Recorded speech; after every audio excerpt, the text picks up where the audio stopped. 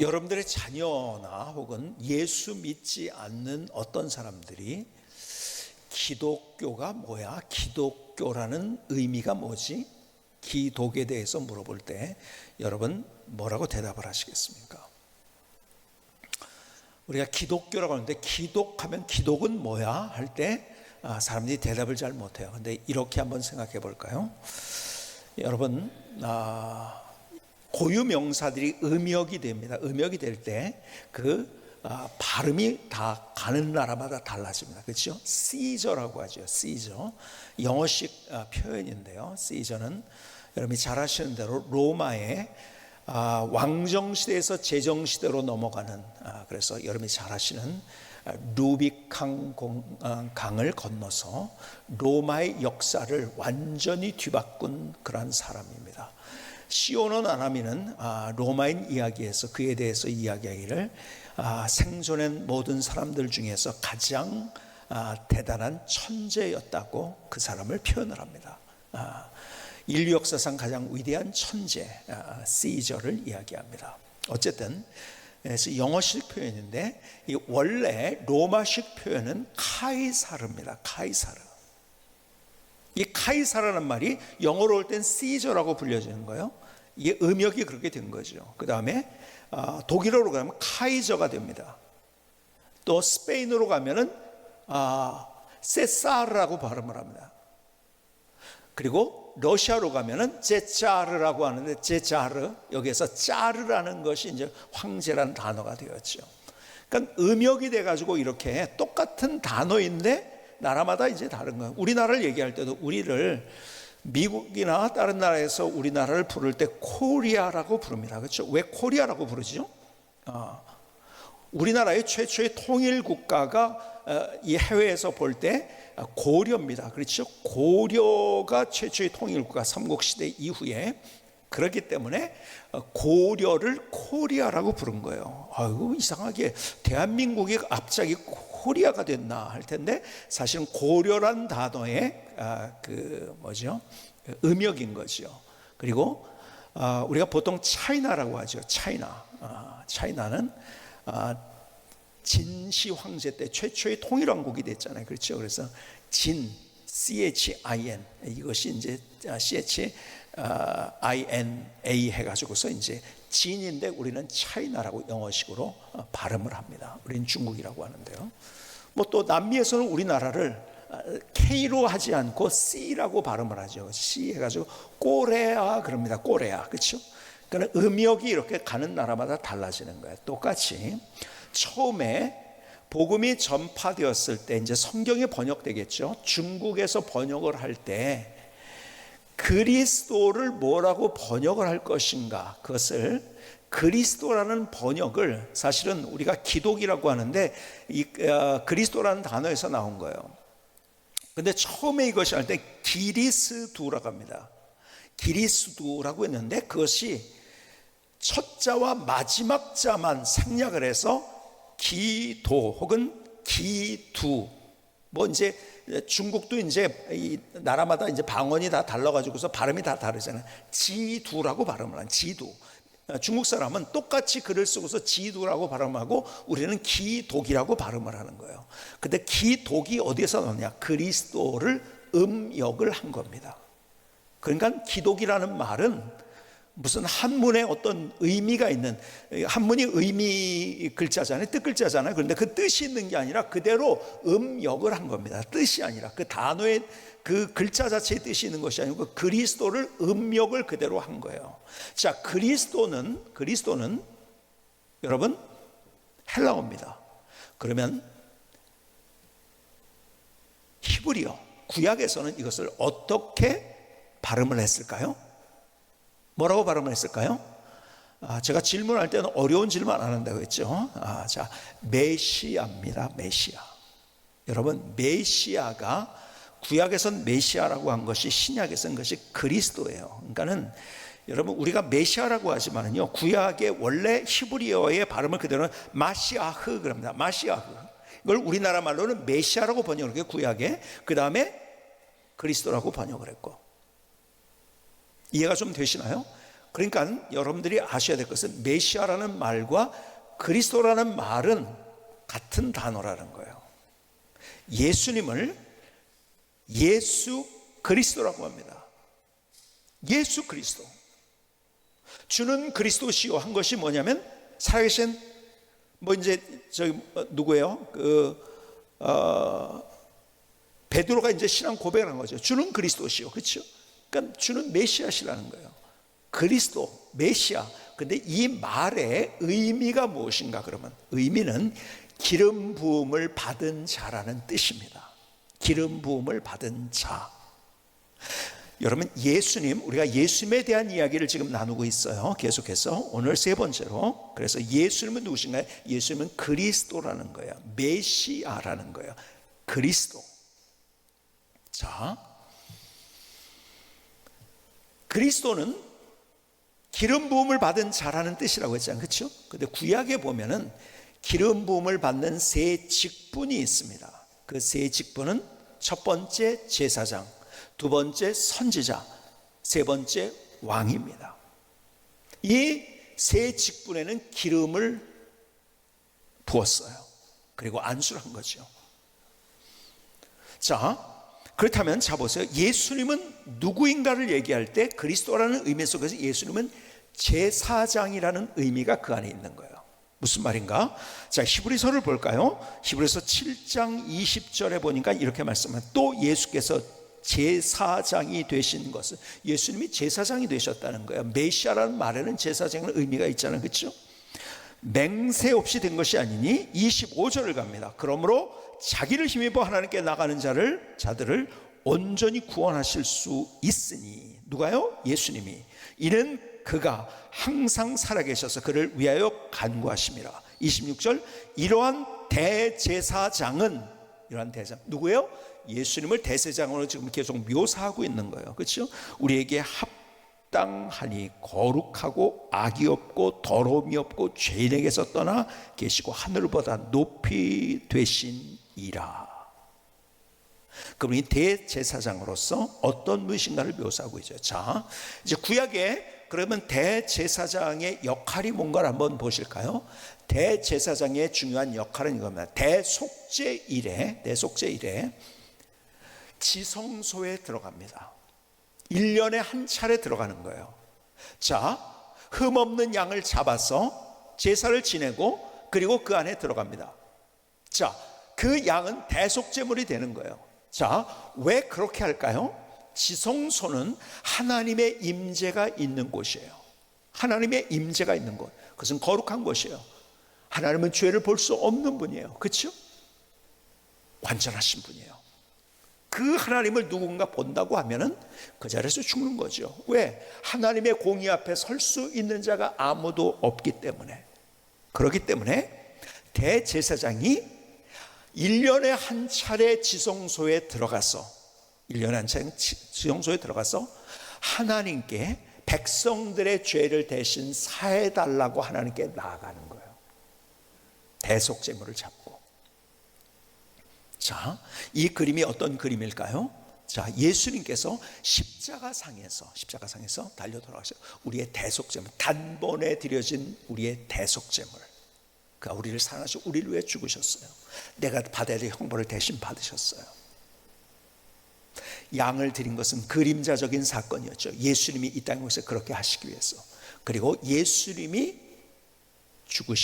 십자가에서 죽으신 그때 동시적인 사건으로 성경에 일어난 일이 있었어요. 뭐죠? 성소의 휘장이 갈라졌어요. 그렇죠? 휘장이 갈라졌다는 건 뭡니까? 지성소에서 그 휘장 때문에 아무도 못 들어갑니다. 그런데 성소에서 지성소 안으로 들어갈 수 있다는 거예요. 무엇 때문에? 예수님께서 우리를 위해서 십자가상에서 대속제물이 되어 주셨어요. 그래서 그를 통하여서, 그래서 우리가 이런 찬양을, 보혈을 지나 하나님 품으로, 보혈을 통해서 우리가 하나님의 면전 앞에 갈 수 있는, 지성소에 들어갈 수 있는 존재가 되었다는 거예요. 기가 막힌 하나님의 은혜지요. 그렇죠?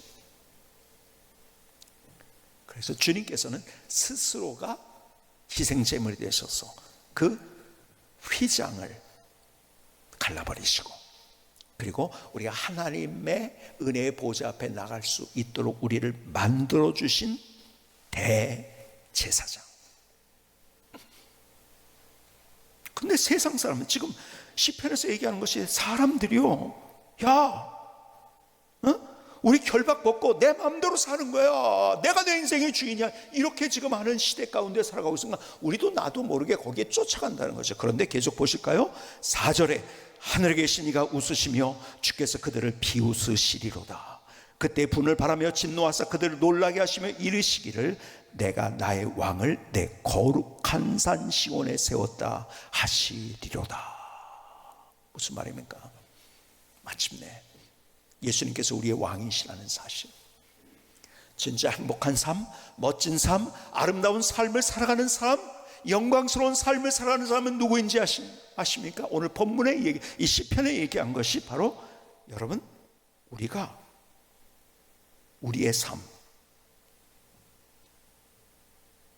주님이 왕이신 것을 고백하며 살아가는 우리의 인생을 살아가는 거죠. 오늘 본문의 얘기가 그겁니다.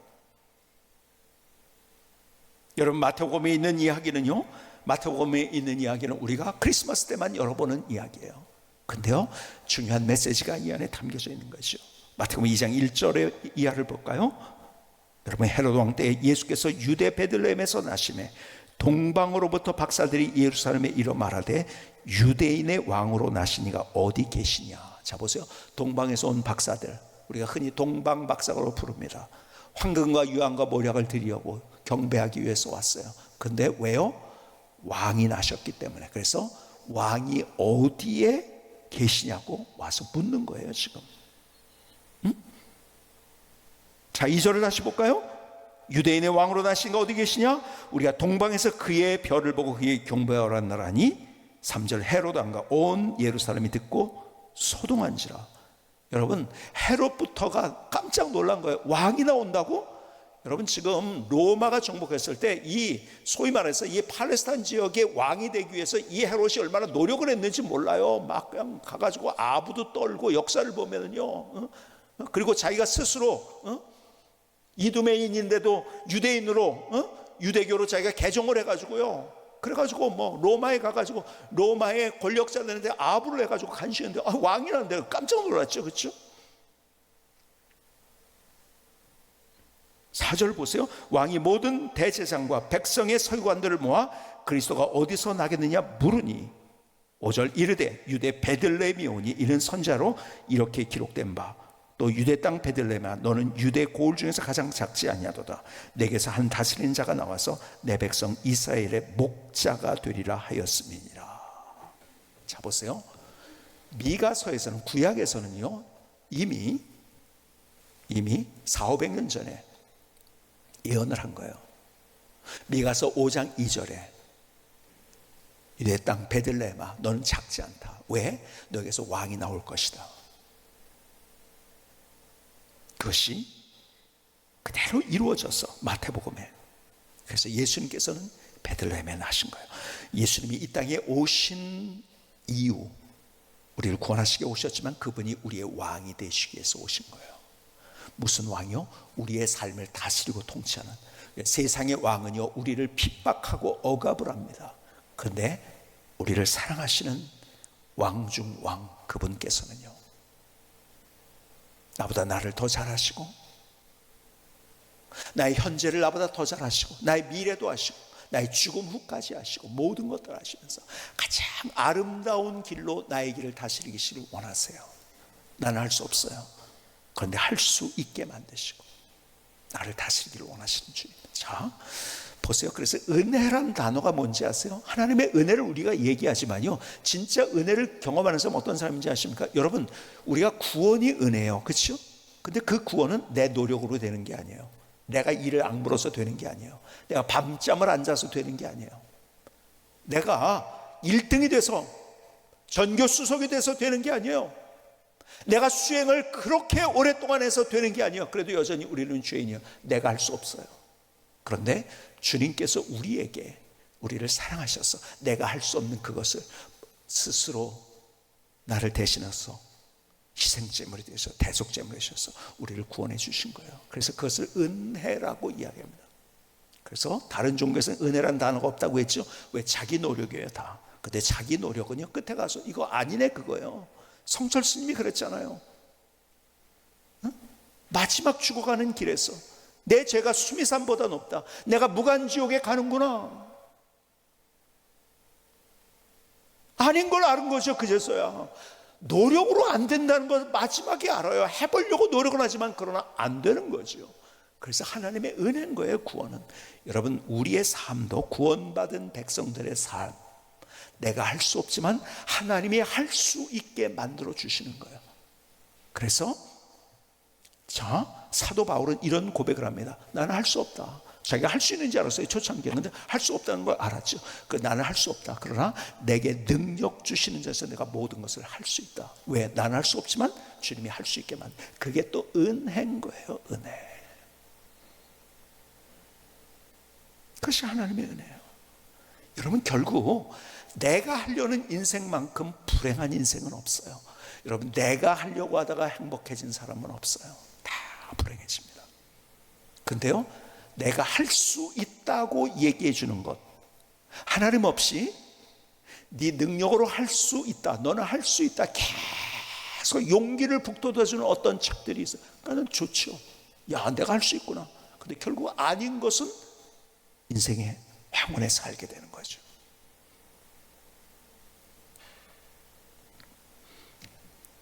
여러분 우리가 예수님이 왕이시라는 사실, 이것이 우리가 교리로 끝나고 우리의 단순한 고백으로 끝나서는 안 되는 거예요. 하나님을 경험하지 못합니다. 그것이 우리의 삶이 되어야 되는 거예요.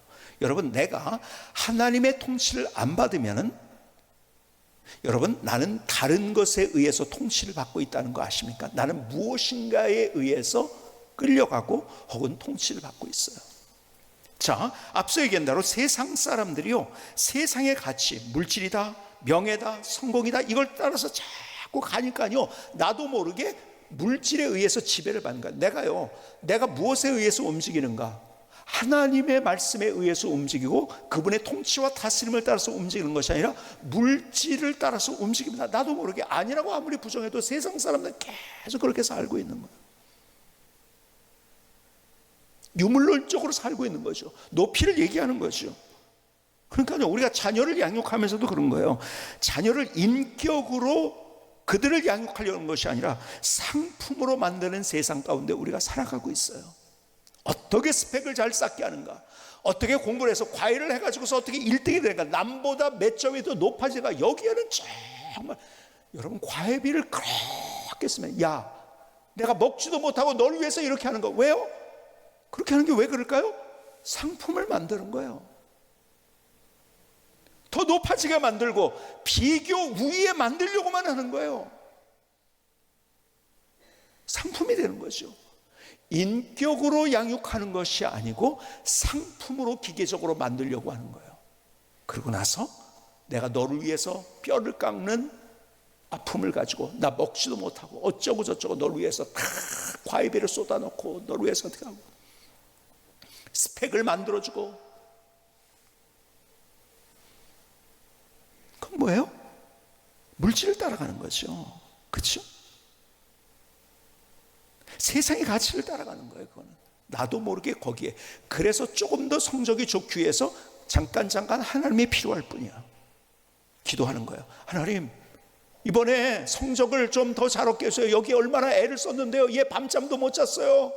내가 과외비를 얼마나 드렸는데요. 하면 좋은 점수 나오게 해주세요. 그러니까 하나님은 하나님의 다스림과 통치를 받는 것이 아니라 물질의 통치를 받으면서 그 물질을 세상보다 비교 우위에 있기 위해서 하나님이 잠깐 필요한 거예요. 여러분 열심히 기도해도 그 하나님의 더 풍성하심, 더 놀라운 하나님의 능력, 그 하나님의 영광, 야 하나님이 나의 삶을 이렇게 인도하셨다는 인생의 기쁨과 감격을 우리가 경험할 수는 없는 거예요. 그러니까 세상의 가치가 나를 통치하게 만드는 세상 속에서 우리가 살고 있어요. 어떤 사람은요 감정이 나를 통치합니다. 감정이. 이 시대에 해괴한 일들이 신문을 도배합니다. 어떻게 저런 일이 있어요? 다 감정 때문에 그런 거예요. 막 층간소음 때문에 살인을 벌이고요. 끼어들게 했다고 해가지고 사람을 죽이고요. 분노 때문에, 기분 나쁜 감정 때문에 움직이는 거예요. 몇 달 전에 저는요, 진짜 많이 혼자서 가슴앓이를 하나 했어요. 정인이 사건 아시죠? 요즘 정인이, 정민이 그래가지고 막 이름이 헷갈리는데요. 부모님이 아이를 입양해가지고요, 죽여버린 거예요. 제가 사실 그 사건 때문에 너무 혼자 가슴앓이를 했어요. 왜 그런지 아세요? 그 부모가요, 크리스찬들이에요. 크리스찬 정도가 아니에요. 양가의 부모들이 다 목사님들이에요. 제 안에 얼마나 마음이 힘들고 막 어쩔 줄 몰라하는 마음. 여러분, 교회 안 다녔겠어요? 열심히 안 했겠어요? 근데 왜요? 예수님이 그들을 다스린 게 아니에요. 그들의 감정이 그들을 다스린 거예요. 그 감정에 따라서 애를 그냥 윽박지르고 폭력을 휘두르고, 이거는 아무렇지도 않은 거. 왜? 감정에 의해서 움직이니까요. 너무 기가 막혀가지고 참 너무 마음이 힘들었어요, 사실은. 그게 우리의 실존이라는 거예요. 우리의 실존. 나는 그 사람보다 좀 더 나을까요? 아니요. 가만히 보면 우리는 얼마나 감정에 의해서, 감정 때문에 감정의 지배를 받고 우리의 삶, 기분 나쁘다고 그렇게 말하는 거예요. 그렇게 행동하는 거예요. 아무렇게나. 화가 났다고 그렇게 행동하는 거예요. 그렇게 말하는 거예요. 바보 같은 짓이죠. 그렇죠? 누구 얘기가 아니고 저의 이야기고 우리 모두의 이야기라는 거예요. 어떤 사람은 자기 생각, 자기 논리로 생각하니까 자기 논리 외에는 없어요. 여러분 주변에 그런 사람들 보죠. 자기 논리가 셀수록 어떤지 아세요? 그 사람 불행한 인생 산다는 거 보이시죠? 다 보이는 거예요. 그런데 그게 최고의 가치라고 생각해요. 그것에 의해서 움직입니다. 자기 논리에 의해서만. 아니에요. 우리를 다스리고 우리를 통치하시는 유일한 분은 예수님이 되어야 돼요. 거기에 우리의 인생의 해답이 있는 거예요. 거기에 우리 인생의 해답. 이사야 32장을 볼까요? 이렇게 말씀합니다. 1절에 보니까 보라, 장차 한 왕이 공의로 통치할 것이요 방백들이 정의로 다스릴 것이며 또 그 사람은 광풍을 피하는 것. 여러분, 하나님의 예수 그리스도의 통치가 있을 때, 왕의 통치가 있을 때 풍랑과 파도가 있지만은, 광풍이 있지만은 거기에서 우리가 참 이상한 바람들도 불고요, 막 그냥 그런 것들이 있지만, 그래서 파도가 치기도 하지만, 그러나 거기에서 우리를 인도해 주시는 하나님을 경험한다는 거죠. 폭우를 가리는 것, 때로는 우리가 폭우를 경험합니다. 막 요즘이요, 한국이 장마가요 그냥 막 스콜처럼 오잖아요. 막 집중, 한 지역에 막 와가지고 다 쓸어가기도 하고, 작년에도 그렇고 재작년에 얼마나 많은 비의 피해를 봤습니까? 제가 운전을 미국에서 처음 배웠어요. 83년도에 제가 운전면허를 땄어요. 그리고 운전을 하기 시작했는데, 제가요, 비 오는 날 운전이 그렇게 좋더라고요. 왜 그런가 했더니요, 비가 오는데, 처음 자동차를 타보니까요, 차를 타는데 비가 막 오는데 비를 맞지 않는 거예요. 밖은 폭우가 쏟아지는데 안에는 뽀송뽀송한 거예요. 그리고 내가 가고 싶은 데를 가는 거예요. 이야, 너무 기가 막히더라고요. 제가 비 오는 날 제가 운전하는 걸 너무 좋아해서. 그런데요, 나중엔 싫어하게 됐죠. 왜 그런지 아세요? 와이퍼가 고장난 거예요, 앞에. 와이퍼 고장난 차 운전해 본 적이 있습니까? 돈이 없어가지고 그걸 못 고치는 거예요. 저는 죽을 고생을 했어요. 와이퍼가 없어가지고. 근데요, 여러분, 비가 그렇게 와도 내가 피할 곳이 있다는 것처럼 귀한 건 없잖아요. 그렇죠? 우리가 그 피난처가 되신다는 거죠. 자, 계속 볼까요? 왕이 통치하게 될 때, 예수 그리스도가 우리의 왕이 될 때 어떻게 됩니까? 마른 땅에 냇물 같을 것이며, 마른 땅이 뭐예요? 광야예요. 척박한 땅, 물이 없어가지고 다 갈라진 땅. 근데 물만 흐르면 거기는 옥토가 되는 거예요. 여러분, 거기에서 야, 어떻게 이렇게 힘든 땅이 있을까? 그것 때문에 뭐 먹을 것도 없어요, 마실 것도 없어요. 근데 물만 흐르면요, 거기에 기적이 일어납니다. 여러분, 싹이 나고 잎이 나고 꽃이 피고 열매를 맺는 기적이 일어나는 거예요.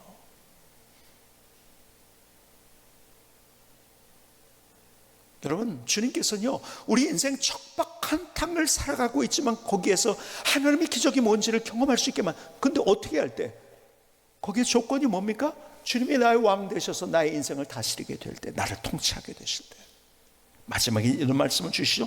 곤비한 땅에 큰 바위끈을 같으니. 곤비하다는 것은 이런 상황을 얘기하는 거예요. 여러분, 사막 같은 데, 광야 같은 데서 해가 너무 쬐는 거예요. 그건 죽을 것 같이 뜨겁습니다. 그렇죠? 그때 큰 바위가 있어가지고 그늘이 만들어지면, 사막에 그늘만 있으면요, 시원합니다. 그래서 사막에 사는 사람들은 어떻게 합니까? 옷을 입을 때 더우니까 짧은 옷을 입는 아니죠. 어떤 옷을 입죠? 긴 옷을 입습니다. 아랍 사람들 보세요. 다 긴 옷을 입습니다. 왜? 가려야지 시원한 거예요. 너무 뜨거우니까. 우리에게 그런 큰 바위끈을 같은 분이 되신다는 거예요. 이 땅 얼마나 곤비합니까? 여러분, 이 땅을 살아가는 거 만만치 않아요. 그러나 거기에서 우리에게 피할 바위가 되어주시고, 그 땅에서 냇물이 흐르면서 하나님의 기적을 보여주시고 피할 곳을 주시는 주님. 어떻게 할 때요? 주님이 나의 왕이 되실 때.